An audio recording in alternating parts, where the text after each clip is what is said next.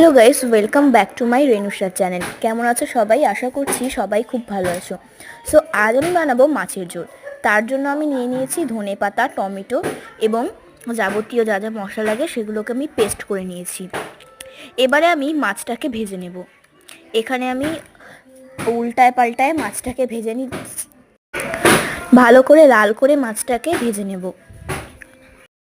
এরপর মাছটা ভাজা হয়ে গেলে মাছটাকে নামিয়ে নেব।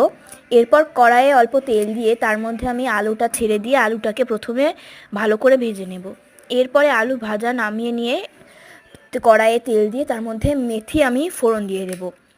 এরপর মেথি ফোড়ন দেওয়া হয়ে গেলে তার মধ্যে আমি যাবতীয় যা মশলা বেটে রেখেছিলাম সেগুলো আমি কড়াইয়ে ছেড়ে দেব।